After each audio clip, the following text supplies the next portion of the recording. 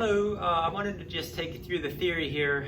Now that we have our aspirin synthesized and it's clean and dry and ready to be weighed, we want to analyze it with 1% aqueous iron 3 chloride. And let me show you what happens when you react a phenol with iron 3 chloride.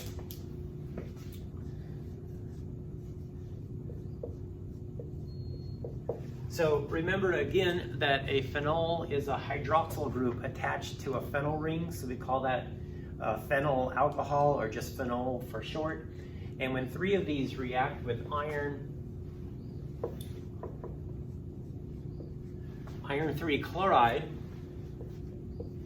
you form a complex ion. So iron here is a +3 oxidation state. And normally that's surrounded by 6 water molecules.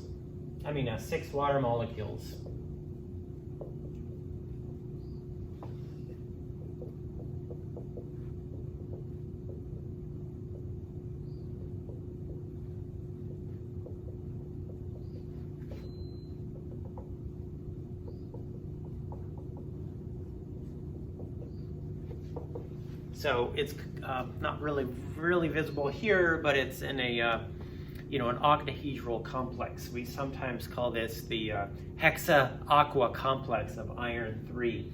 Okay, so we're going to have 3 of these phenols come in and take the place of these ones here, and I don't know what the geometry is. I'm just going to randomly take 3 of these off. Okay, the 3 on the right here.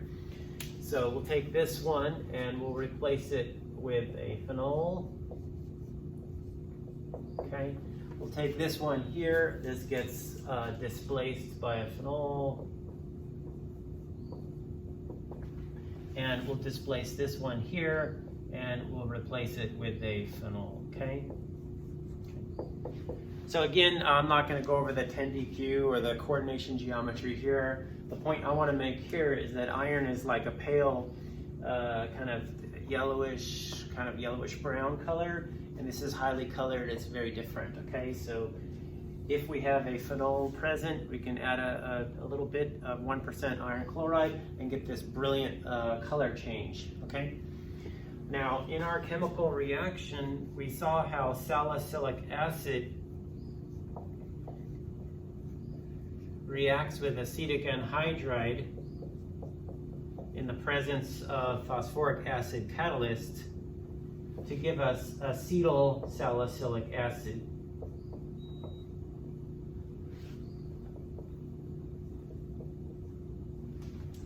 So we always want to have a positive control and a negative control. So what I'm going to do is take salicylic acid, which is the starting material, and I'm going to react that with iron chloride.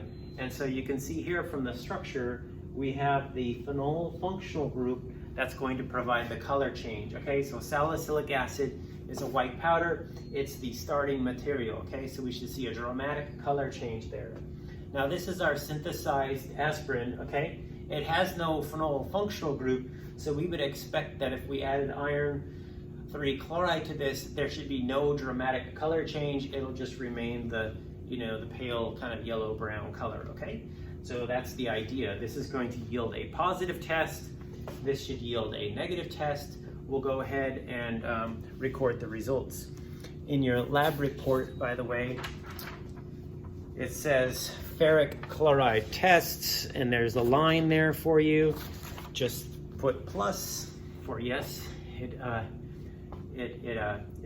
reacted, it showed a phenol, or negative, it did not show the color change. Okay, so positive test means there's a positive color change, negative test means there's a negative color change. Okay, that's what I'm looking for when I grade the lab. So let's get to weighing it and do the test now. All right, I'm here by the balance. Recall again that we have this nice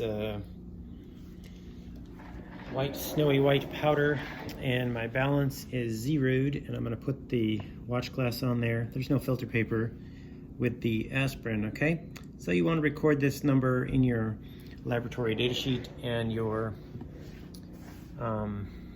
laboratory notebook, And don't forget to subtract the mass of the actual glass of the watch glass. Okay, that was in the previous video. Now let's scoot on over here and do some chemical tests. So we've got 3 things here, okay? We've got benzoic acid. Benzoic acid is not a phenol. This should yield a negative test. This is salicylic acid. This has a phenol. It should yield a positive test. And this is aspirin that I synthesized on Friday. It's already Monday, so we're gonna see what that yields, okay? Once again, we're doing the 1% iron test, and we're gonna add this very pale, kind of yellow-brown liquid to a small amount of solid in these 3 test tubes. So let me go ahead and get that set up here.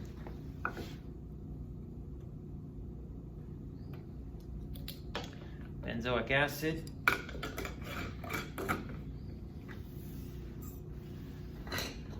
Salicylic acid.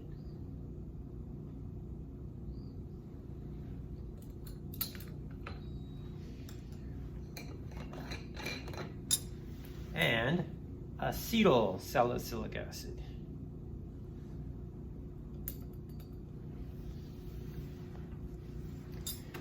And so, I don't know if you can see that in the video here, but we've got a very small minor amount of solid in each of these test tubes, sufficient enough to generate an aqueous solution that would be perhaps colored, okay?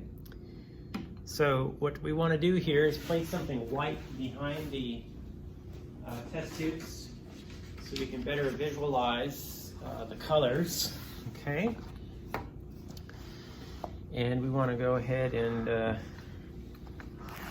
just make sure that things will be visible here. Okay, so let's go ahead and add a couple milliliters to test tube number 1, a couple milliliters to test tube 2, a couple milliliters to test tube 3. Okay, so let's not observe our results yet. Let's just shake these up here. Okay, and then we'll see what's going on, okay?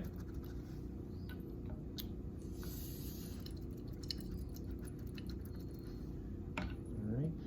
I'm going to take this iron away so we don't get confused with observing just the iron as, you know, something that we thought it was, okay? So in test tube 1, here we go, that's the color, okay? Test tube 2, here's the color. Very dark purple, isn't it? Okay, it's really so dark, it's can't even see it. Here's test tube 3, okay? So go ahead and record your results. This is the color of the starting iron, okay? So this is what we started with. So that concludes our lab. I hope you enjoyed seeing how aspirin is synthesized both industrially and here in the lab at Danville Community College. Thanks for watching, and if you like these lab videos and presentations and lectures, please consider subscribing. Thanks, and have a great day.